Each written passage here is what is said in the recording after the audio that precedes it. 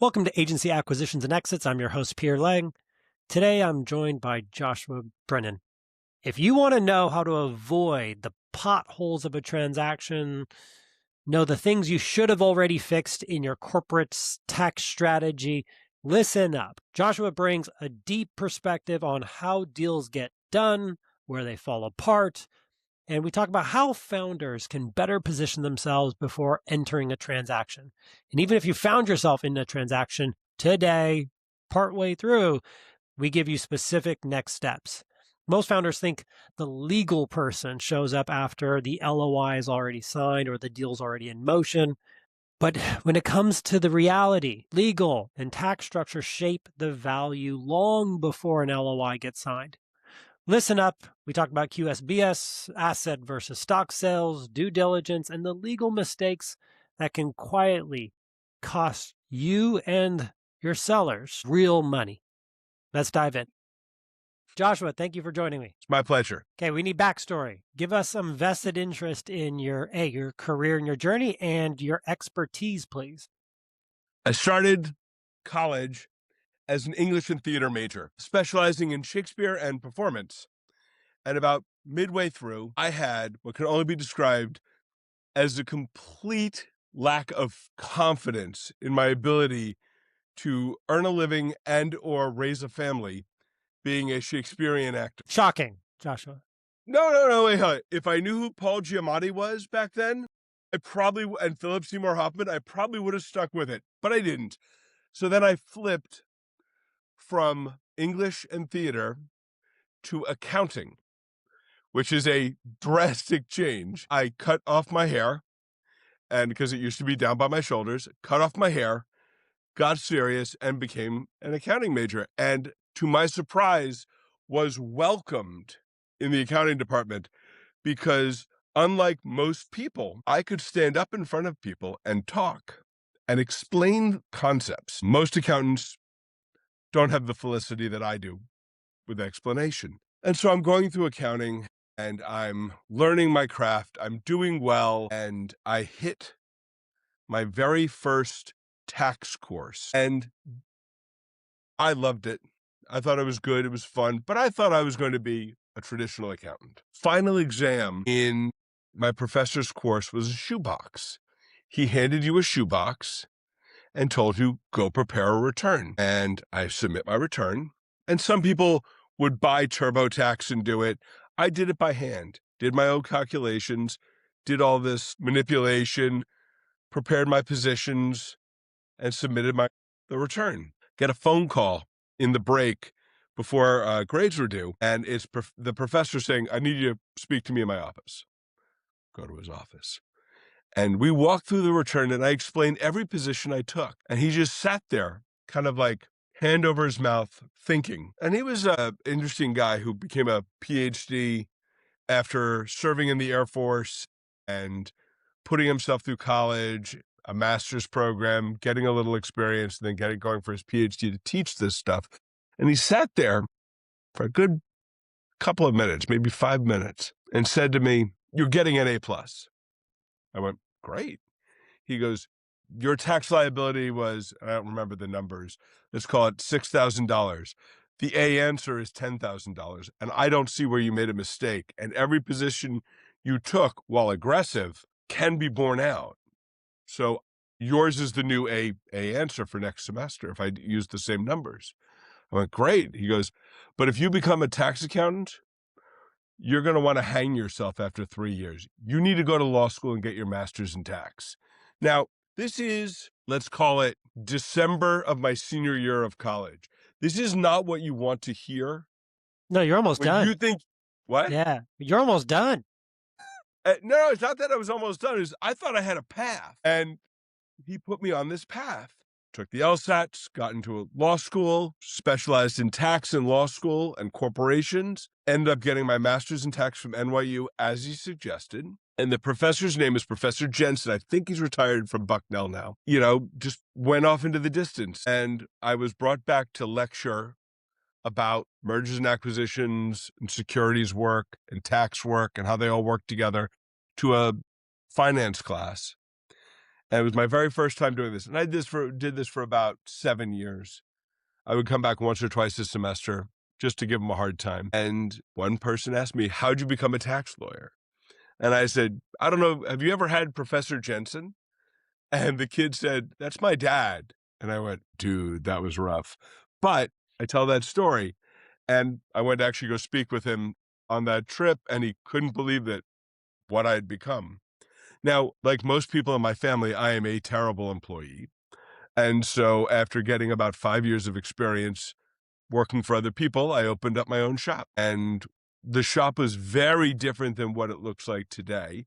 It was far more tax focused, far less transactional and M&A focused.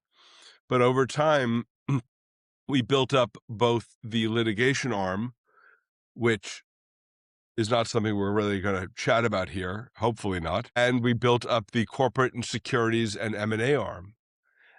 And now we are in 2 different offices, both here and in Europe, and we handle a wide variety of buy-side and sell-side transactions, all of which are completely crazy and all have weird quirks to them that make what we do very unusual.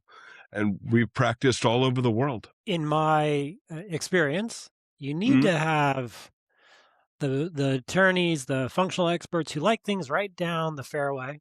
And then you need to have the people who can deal with the outliers, those things that are messy, the things that require creativity. And Joshua, you through our experiences together, you bring Mhm. that to these deals. Now, where do you think that comes from? You're just like your ability to take on challenges, like give a little bit of the attributes that make your contribution to these deals, especially ones that require creativity and are a little messy, a little unique, so special. Peter, I want to be very clear. If I could find a straightforward, right down the fairway deal, I will do that all day long. But when you are the small fish on the block and you don't always get to pick and choose the easy shots. Sometimes it's got to be you got to roll the hard 6. And because of that and how we got into securities law specifically, we've just learned how to do what is needed to be done to get the deal done. There's never a simple solution to a complex problem. You need to have a tailored suit, as I like to say. Some people can buy off the rack, and if I could fit you off the rack, Peter, and I know I can for you, I'm happy to do it. But there are times when you're like, "Ooh, that's weird." And you got to either punt or figure it out. And I've always been a figure it out kind of guy. So Okay. even when I take on a new concept, a new structure, you know, the way I start in my process is I take apart the components, kind of clean them like you're cleaning an engine almost, and putting them back together. And occasionally you do end up with 2 screws that you don't know where they go. And that's a problem. For the most part, you have a functioning engine that can sometimes function better than designed. You have very important contributions to companies and to founders prior to them thinking they need you. They wait till they get an LOI in place. They wait till there's a reason to call someone like Joshua. When is it typically best to phone you up and start getting your input on what they've already been running in regards to a business, activities? How early on is it good to get you involved? Well, I can tell you when it's good to get me involved, and I'll tell you when they get me involved. And those are 2 very different points, Peter, because they get me involved when the following phrase either is said out loud in a meeting or pops into their head of, "Crap, now what?" And I really would like to get in there earlier so I can start cleaning up the mess before it becomes a problem. But I know who I am and I know who my clients are. And my clients tend to be entrepreneurs, brilliant in their own right, and sometimes the know what they don't know, but may not know that they don't know what they don't know. And that tends to be a bit of a wiggle. And so we come in and fight the fire and clean it up. The best clients get me in early on the deal side. as long as the LOI or the letter of intent, as long as the letter of intent is not binding, except as to confidentiality and maybe termination, once everyone agrees on the deal structure through an LOI, as non-binding as it is, then it would be good to have us come in. On just the general corporate side, when you kind of feel that you're a little over your skis and the corporate formalities are starting to get away from you, or you're realizing or you're being told by an outside stakeholder that you need to start observing these corporate formalities, that's a good time to get involved. And then obviously if someone's going to bring you outside investment that is not your own, that you didn't home grow, that you didn't get from friends and family, that is usually when we get involved. Yeah. So for our listener, let's wear a hat. I'm going to be the sell side hat at the moment. I phone up Joshua, I phone up the firm and I say, I've been approached by a prospective buyer. I haven't signed anything or anything, but I do want to sell my business. What's the first thing you start to look for, you talk to with that founder? Oddly enough, I think if you're at a place where you're just selling your business or you're just getting the inkling, you have that first approach. Give me a call, shoot me an email, talk to me. First thing I'm going to tell you is, let's see how you do on what's called the quality of earnings test. Because anyone who's buying you should ask for a quality of earnings test. If they don't, I would encourage you to maximize your cash up front, minimize staying on board, and any deferrals. But most semi-sophisticated buyers are going to do a quality of earnings test. If they do that, let's see how you do on that. Because a quality of earnings test, and understand, I don't do them. I don't understand how they're done. I can read them when they're done. I would bring in an M&A professional to talk to you about that, because that's not my shtick. I have left accounting way in the distance, and I try to avoid it like the plague. I stick with words. I enjoy them better. But when the quality of earnings test is back, what I want you to do is see what it does to the purchase price. If you are still interested, then we can engage formally. Until then, call me up, ask me questions. I'll walk you through. I've had plenty of deals that I've said, and you know this, Peter, that I'm like, you're not going to be happy. You wanted X and they're giving you 1/5 X and they want you to be an employee. I'm like, is that what you want? No, then just keep doing what you're doing. Call me later. What I hear you saying is the same thing I double tap and recommend, which is sell side Q of E. You don't just wait for the buyer to show up and scrutinize you. You can also be prepared. You can get the same people who are going to go through your business and derive a valuation to do that work for you so you're not surprised. And therefore, you can go into these types of opportunities with the right expectations and then know whether or not an offer is accurate for the size of the business.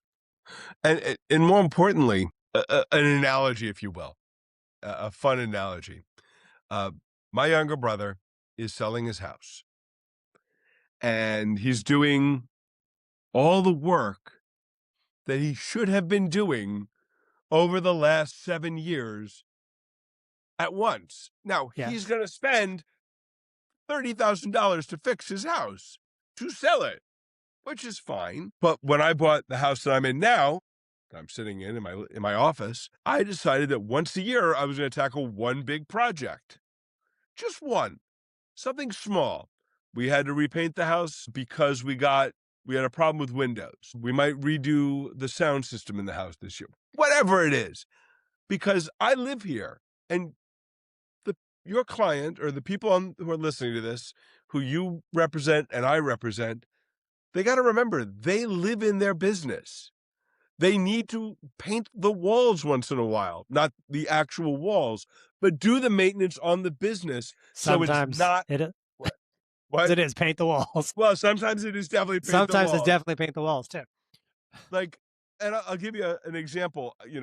I always joke, I'm not just, the president, I'm also a member. Okay. Well, we've been in our office almost coming on 2 years in October. We still haven't hung art. Okay. May, we're going to hang the art. We're going to decorate. We're going to hang the art, and the office will be finished. Okay. It's one of those things where I need professional help.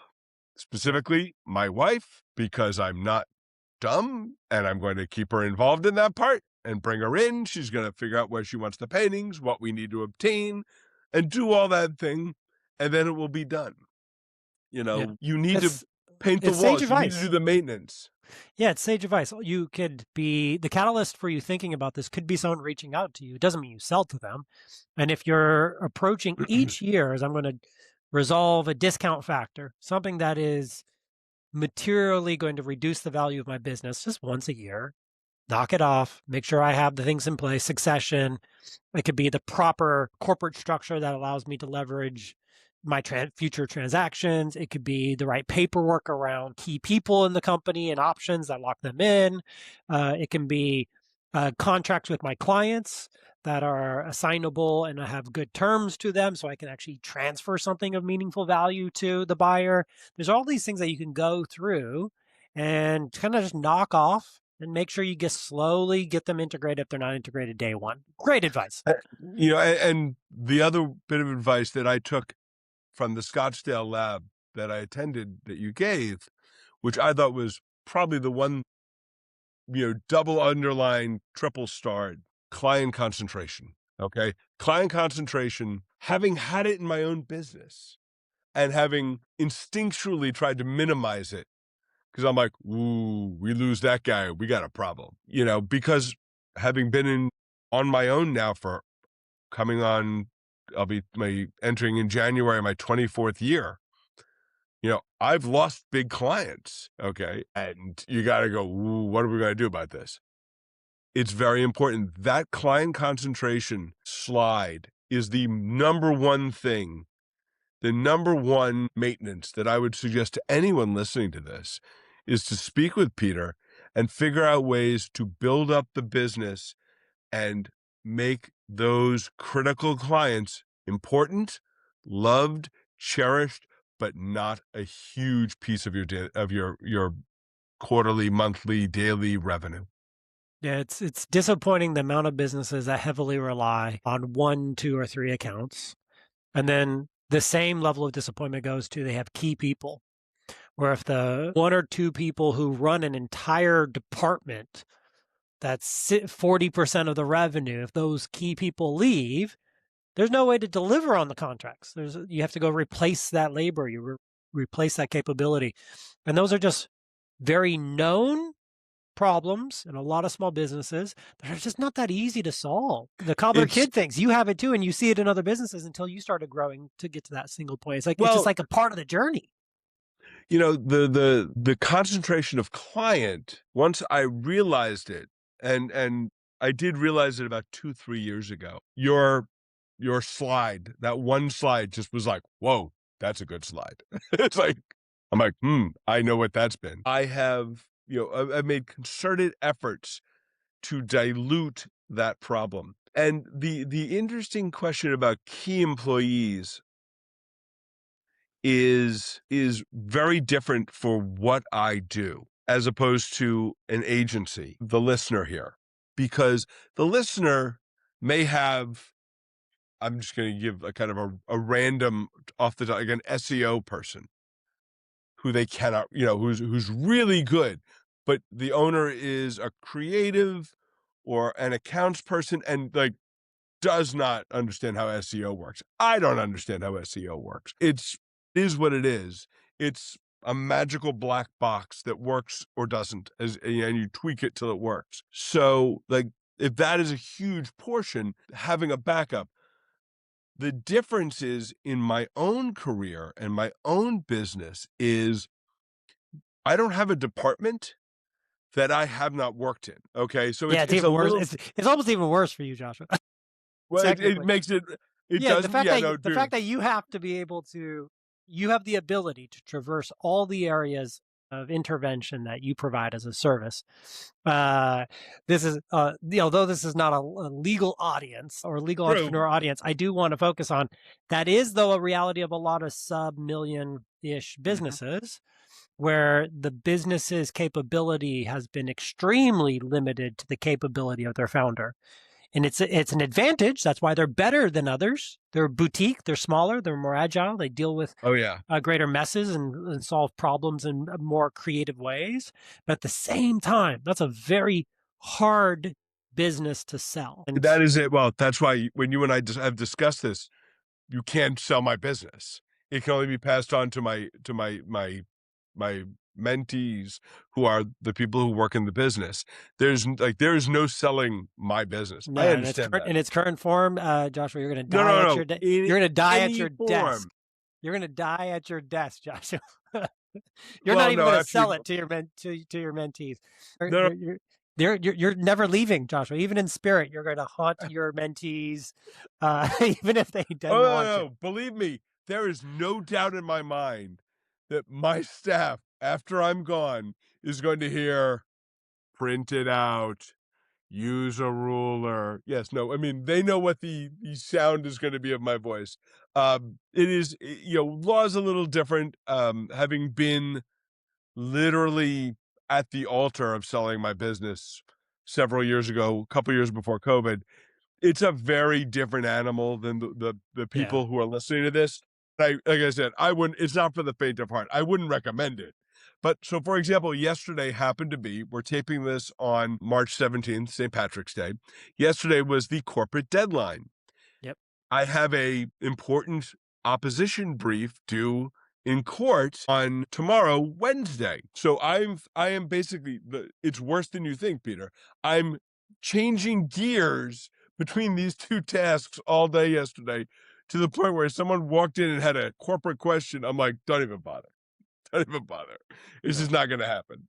But, I'm blessed in that, actually, unlike a lot of lawyers, I really enjoy what I do. And I actually have a very good staff that does take a lion's share of the work off my plate. And I want to triple tap that, which is I've worked with a lot of attorneys over my career. And some of them are really good attorneys who don't love being an attorney. And there's a level of vocation and dedication that I like to have within the people who are the experts supporting me. The fact that you're a nerd in the area that is your profession and livelihood just gives you so much room to bring in creativity, current trends, current opportunities, expectations for what's about to come. Like, the past, present, and future of the industry. And then you can then adapt that exactly to what my business needs, versus someone who's just like, it pays me well, I'm a good attorney, I'm smart and I'm capable of doing this, but they still love it. I'm admittedly a nerd at pretty much anything I do. So it's like, as was discussed today over breakfast. I'm that guy who actually reads the law journal every morning and goes through it and looks for new cases. And I am that guy because I was raised right in the law, which is very important. Now, let's tap into this expertise for a moment. Sure. And get some specific guidance. This is, of course, not legal advice. If they want legal advice, they should reach out to you directly. We're going to just talk in examples and use cases, hopefully in ways that are educational and useful. So I would love to highlight some of the blind spots. I've seen you put spotlight on these for a few founders and in transactions. So what are the legal and tax blind spots you commonly see in service businesses, more specifically, even agencies? Service businesses are of alike, mostly have a lot of similarity. So this is something that I've actually dealt with in the agency arena, but I will tell you that this is not unique to agencies. The number one thing is, do not fall in love with the deal. Do not love the deal. It will not love you back. I have seen deals close that maybe shouldn't have closed just because people were so pot committed. You got to be able to walk away. And in some instances, you got to walk away and see what happens. Sometimes they come back, sometimes they don't. You got to be prepared for both instances. But being pot committed, to use a phrase, is a bad thing and a huge blind spot, both on the buy and the sell side. Second, not telling your lawyer everything. you should treat your lawyer like you do your clergy. Little details make a big difference. So, for example, in one instance, it was neglected to tell me that the selling founder hadn't taken a paycheck in 2 years. Well, you know what? The legal bill and the ramp up would have been a lot shorter if I had known that we had this guy over a barrel. I wouldn't have been cruel, but I wouldn't have put up with nearly the amount of nonsense that we had to put up with. 3, tax structure matters. Tax structure is critically important. And now a lot of agencies got a lot of what I would refer to as founder advice. Not good advice, not bad advice, founder advice. They made their agency and their paycheck coming from the same legal entity, which tended to make the entity something that I abhor, which is an LLC taxed as an S corp. When you are building, when you are founding, I understand where it comes from. It provides benefits. It secures Social Security. You can pull a paycheck. You eliminate self-employment tax, all that good stuff. There are slightly more complicated and better ways to do it that preserve the saleability of the agency while maintaining those benefits. And that's to create a service LLC or service corporation or LLC or whatever you want to make it that's taxed as an X corp that then has a management agreement with your actual agency so that you get the deduction here, you get your paycheck in a different entity and benefits and all that good stuff just for you. And then you don't end up with the entity that you want to sell that is an S corp. Why? S corps are a ancient form of pass-through entity. Before May 19th, 1997, and I'm not a geek, Peter. I know this because it was my last day of law school. That's why I remember this, of actual class. Before that, there was a concept called the check-the-box regulations. The entity classification regulations. And the entity classification regulations determined how you were taxed. And they were 60 pages of crap, which I had to learn all through law school and learn in college. And so I get to May 19th, 1997, and a tax act is passed. And my professor, who's the head of the tax department, walks in and goes, "Okay, everybody, remember all that stuff I made you learn?" I'm like, "Yes, Professor Thomas. Yeah, you can ignore it now. It got eliminated, and here's the one-page form." It's called the check the box reg. Created that. So it existed prior to that. After that, anyone could elect to be a flow-through treatment or an S corp or what's called a C corp or a trust. You could elect anything you wanted to, really, which made limited liability companies more useful. Because of that, That spawned and limited that spawned liabilities everyone doing companies. an Yeah. LLC. The default But norm became LLC. But that involves self-employment tax. That's why you can do an S election on an LLC. Okay. Problem is with an S corp, because they're so old, it's less than 100. It's 100 shareholders. Everyone needs to be, I believe, a U.S. citizen, might be a green card. I never remember that detail, and can only be owned by a natural person or another S corp or a special trust whose sole job it is to hold the S before it's distributed to other people. Yep. Which means no foreigners, no corporations, no LLCs, no partnerships, nothing. Natural person for the most part, which makes selling to another agency or selling to a private equity group very difficult. Sorry, long way around for a very important point. Well, I mean, let's stay on this tax subject. So if I'm a founder and I started with an easy LLC, easyllc.com, I just spun the thing up, or an attorney helped me whip it up from form operating agreements. But I've progressed. It's been a dozen years. Mm-hmm. And I phoned up Joshua going, okay, well, what's the implications for me if I sell now? And I have a pretty standard Delaware LLC. Joshua, what's the concern? What's the recommendation for a founder who's thinking about selling? and that's their corporate structure. A straight up LLC, not an S corp. Straight up LLC. Essentially, it's all about structure. Are you going to do what's called an equity purchase, where they buy the LLC itself? The vast majority of buyers want what, Joshua?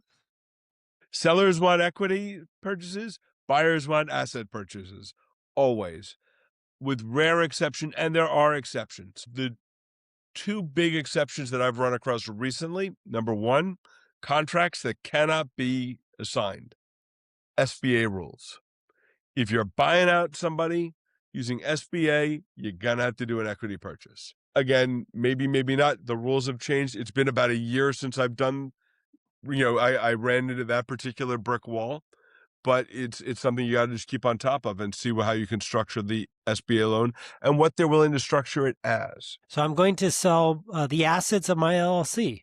Mm-hmm. From a tax perspective, what should my expectations be? Say, let's do some illustrations because it's helpful. Mm-hmm. I'm currently $2 million in profit. I have a 12-year-old agency, and I am a Delaware LLC.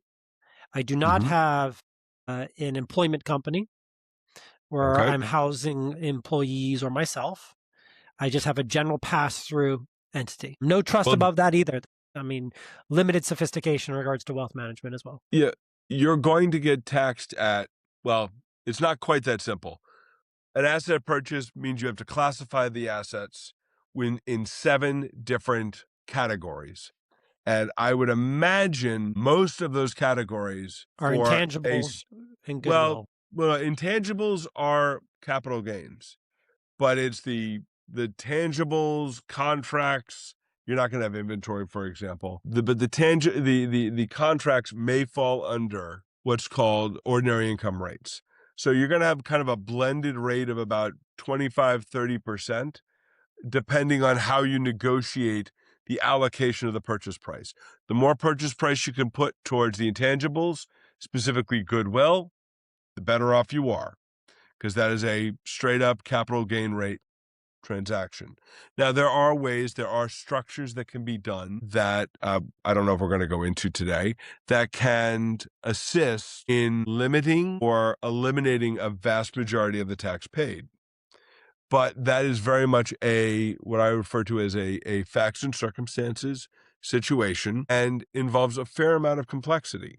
Now, my experience is that the complexity versus the tax savings has to hit a certain number, or the tax savings has to hit a certain number for people to be willing to engage in the tax complexities.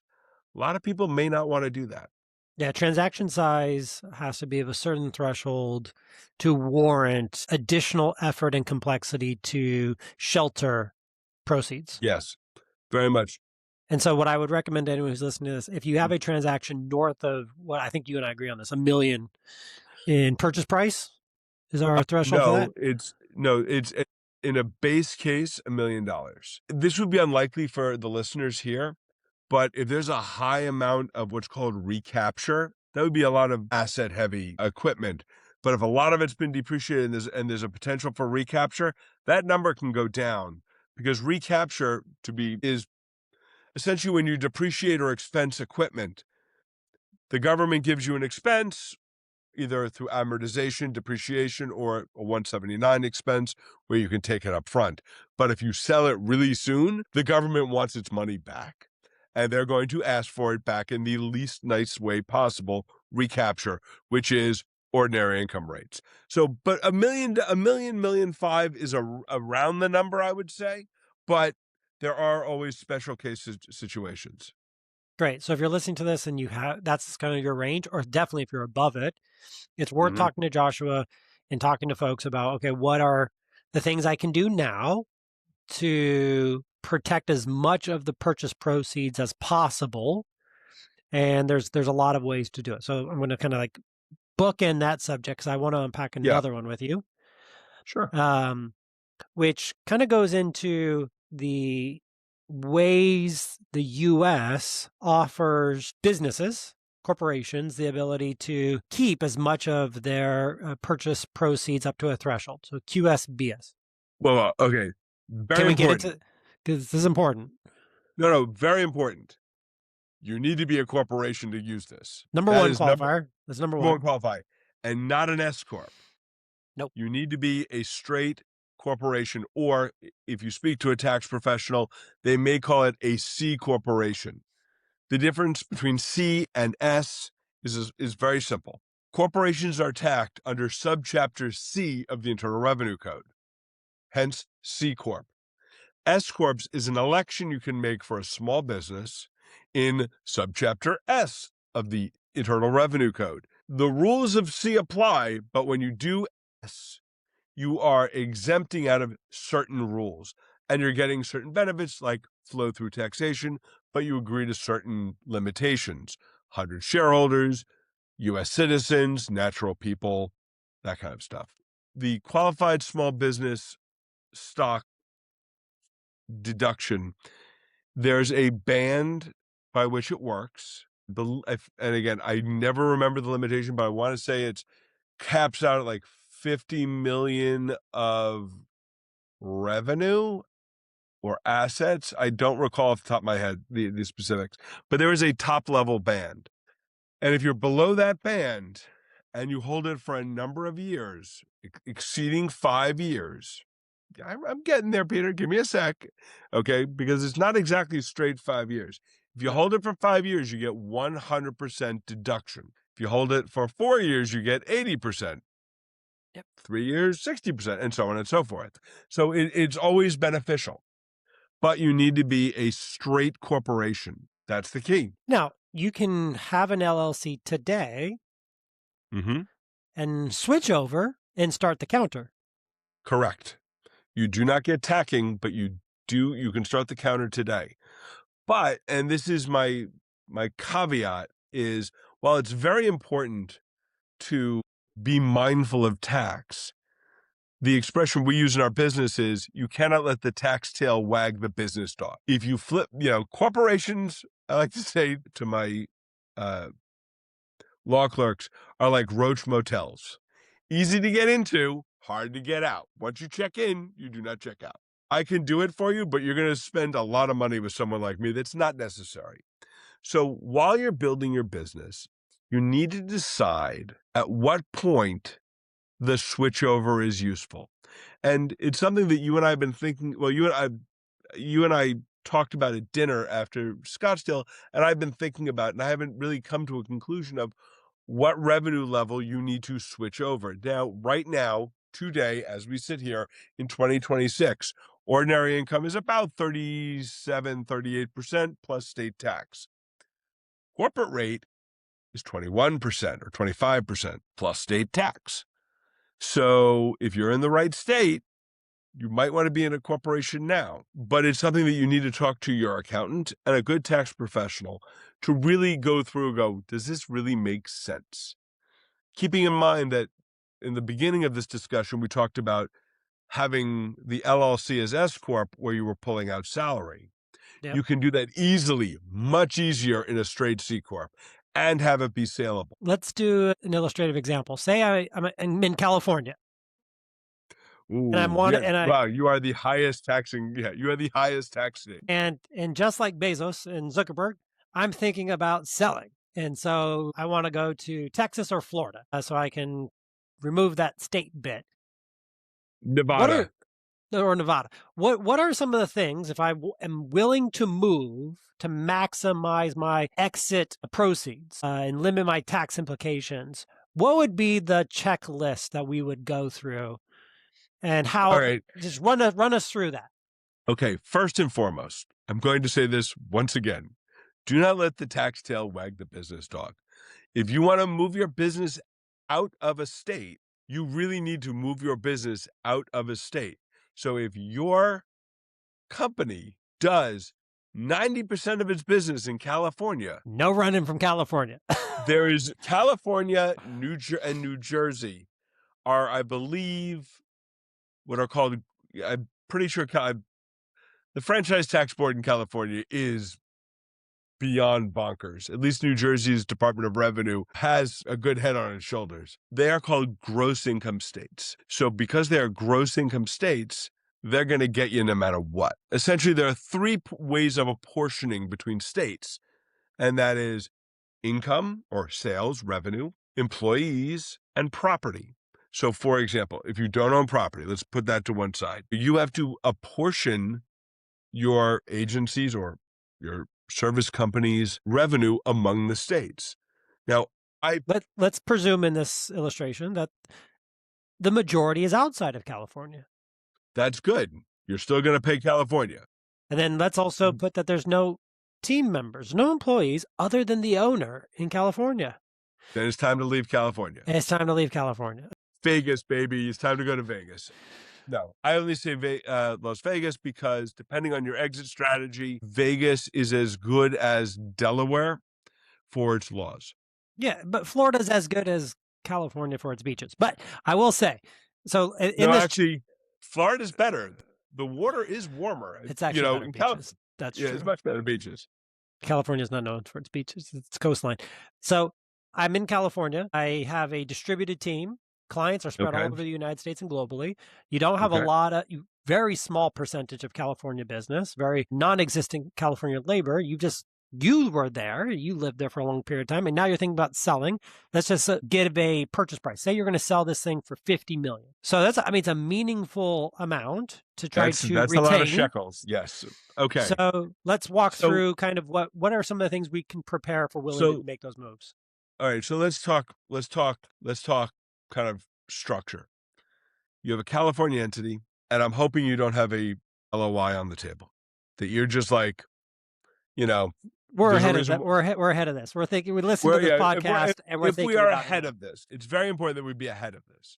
So the first thing you need to do is transfer out of California and close out basically let's call it the resident corporation and your personal residence in California. That's number one. How do you do that? You move. You sell your house. You don't rent it. You don't do any of that stuff. You sell and you're done and you move. I would say you want to move to, a zero income tax state. Obviously, we got to figure out which one it is. Let's just call it zero income tax state number one. You're going to move there. You're going to change your voter registration. You're going to change your driver's license. You are going to change all of your bills. You're going to sell your old home. You're going to buy a new home. You're going to register to vote, register your car, and get a driver's license. All that on the personal side. On the business side, you are going to move the entity, and the entity can keep going. It's under IRC, Internal Revenue Code 368A1F. For your org, you move. I just did one of these for another company. They literally just moved from California to Delaware. Now, depending on your personal structure, Nevada or Delaware are my choices where you want to move your corporation. You do not want to mess with Florida. You do not want to mess with Texas. There's just a little bit of paperwork that's going to give somebody a headache, and that someone is someone who looks like me. So don't do, I'm doing someone a favor. So you move him to Delaware or Nevada. Nevada is more expensive on an annual basis. Delaware is a little more tricky on how they do their franchise tax. So you got to just be mindful of that. And you want to click over so that you have no resident filings in California. How long does that take? Let's just give them a ballpark. That's not an answer. There's not a question I can answer, because if we did it before 12/31, it'll click over. Preferred case, you have at least 2 years of tax returns as non-resident. Now, if you have, let's call it, and I literally just did this tax return, $150 of income in California, and you have to apportion it, you're going to file a non-resident return in California.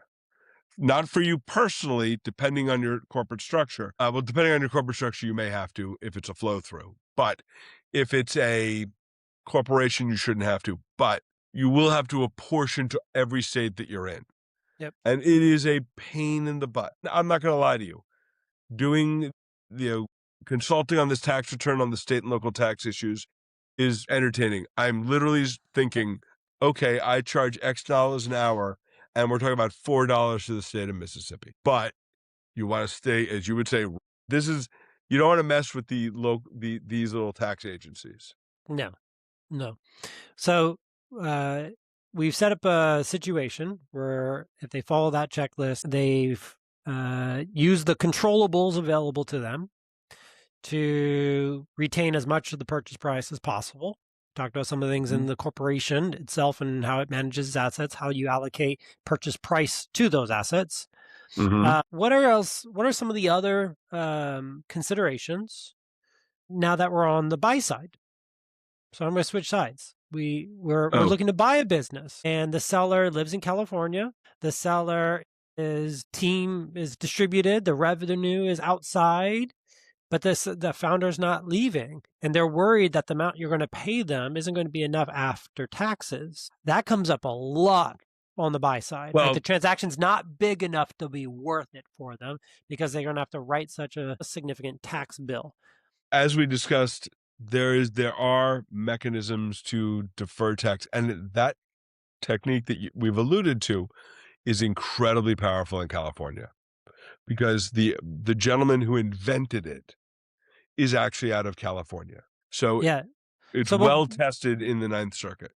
Okay, so this is a very sophisticated tactic. So let's unpack this. Again, this is what we're not going to unpack the subject matter of it. I want to talk about a buyer helping a seller think creatively about retaining the proceeds they're paying them is actually a really good dynamic versus, I'm just going to write you a check and however you figure it out is how you're going to land with it. That's great guidance. Also, assisting them in that way is not a sui generis move. It's not charity. It's strategy, because if I'm going to pay you $100 and you're going to keep 50 of it, or I'm going to pay you $75 and you get to keep 74 of it, apples to apples, he's coming out on the better side of the second one. Yeah. So you don't have to pay it's a way to pay them more. That's actually the simple way to say it. It's a way to pay them more for the business that goes in their pocket. It's a persuasive tool to manipulate price in your favor without harming them. Yeah. So I want to kind of speak explicitly about this. So as a buyer, I'm going to pay a founder $1 million for the business, and using your 100 as a $100. $100. Let's use a million. Let's use a million because it sounds more meaningful for the seller. And the seller lives in California. If they have no tax support or strategy, they're getting $400,000 on a good day. They're getting $400,000 on a good day. Maybe $500,000. So they're like, well, you're buying me for $1 million, but I really get half of that. And so in their mind, you're paying them $500,000, although you're coming out $1 million for this. And to them, that might not be enough to get the transaction done. So what we're referring to is being a creative buyer who's a problem solver, who says, how can you, seller, be better prepared to retain more of the money I want to give you? And that's what we're referring to. And so you would suggest that person have, and I do this pre-due diligence. I say, do you have someone you're working with on wealth management? Do you have someone you're working with for tax advice? If they don't, and even if they do, by the way, even if they don't have someone, I say, talk to Joshua. Now, here's the problem with that, Joshua. If I'm referring folks to you in a transaction and you're helping me on the buy side, yet you're going to help them on the sell side, it gets a little bit, that doesn't work. So that does not work. That conflict of interest doesn't carry. So in the instances where you have a lawyer or you want to leverage this is a great opportunity to bring Joshua in to help support the seller from a tax perspective, maximize their purchase proceeds. And so I just want to make sure people are aware of this. There's a lot of creative ways you as a buyer can help the seller think about retaining more of that value, and you should. And if you don't know the specific ways that they can do that, you would refer the seller to Joshua. So Joshua can help guide them in that direction. By the way, they can engage you in the tax side without engaging you in a transaction too. Absolutely. So there's an important distinction between that. Yeah, obviously the transactional lawyer and I are going to have to coordinate. And that is a mileage may vary situation, to be fair. Now, I only have you for a little bit longer here before I got to let you go, Joshua. I want to ask you one very important question. In all of the transactions you've been seeing, where do you think you are the best co-pilot or what situations make you the best co-pilot for your clients and for founders? How best can they use you as a resource for their business? Is that like retainer general counsel? Is that the regular touch bases? Like, explain the best way for you to support a founder, because the vast majority of founders I meet are not like me, who don't have friends who are also their attorneys, and leverage that relationship consistently. So ideally, general counsel. There was a gentleman who actually you introduced me to. I never charged him because we didn't do anything. I told him, don't do the deal. And I know this sounds weird, but the most important thing I can tell a client is this isn't going to make you happy and you're not going to get what you want. So maybe we keep at it for a little while and you call me back when you're ready. My in a consultative manner to be as generous as I can without getting abused. We had an initial call. He was vetting other lawyers. And I was like, okay, this is what it's going to cost. But this happened to be what do you call them? An aqua-hire, which makes me sound like you hired someone underwater. But that's just my weird brain working. Yeah, I said, if this is an aqua-hire, then really the asset purchase agreement is meaningless. It's all about what's in your employment agreement and the non-disclosure, the non-solicit, the non-compete. That's where you got to really fight your fights. The APA is going to be what it's going to be. And in the end, he ended up not doing the deal. And, he was acting for what I refer to as extraneous reasons. Spent an hour or so on a Sunday afternoon with him and just sat with him and said, look, talk it through to me. Talk both sides to me. This is what I'm seeing. Are you setting yourself up for success? I deal with a lot of young lawyers, young law clerks. The most important thing I can do for them is not set them up to fail. And this guy, really nice guy, I was like, yeah, this ain't for you. It's like, this one ain't for you, not under the terms you had. If they had agreed to the terms you wanted, I'm like, yeah, sure, we'll do it for you. But, the best way I can be helpful to anyone is to make sure that they don't do something for the wrong reasons. And sometimes that means you don't charge. Sometimes it's a phone call. It's an email. It's a video conference. You got to just do the right thing and everything else will sort itself out.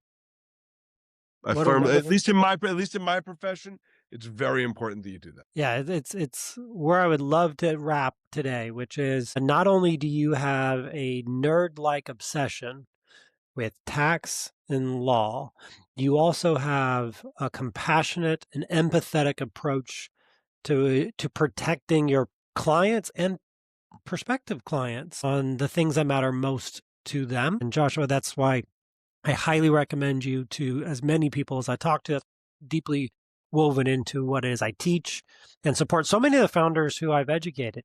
I know they're going to get someone who will care about their problem equal to them and then care about the areas that they don't even care about that they should. Again, one size doesn't fit all. You can buy it off the rack, but you're going to go need to talk to the tailor. That's what I would tell you. I'm a founder and I want to reach out to the firm. Joshua, what's the best way to do that? Best way to do that is to give me an email, jbrinen@brinenlaw.com. Oddly enough, our new website is going up today. So I'm very excited. You're going to see all the myriad of people because our website is actually outdated. We think nailed it down. You can give us a call at 212-330-8151.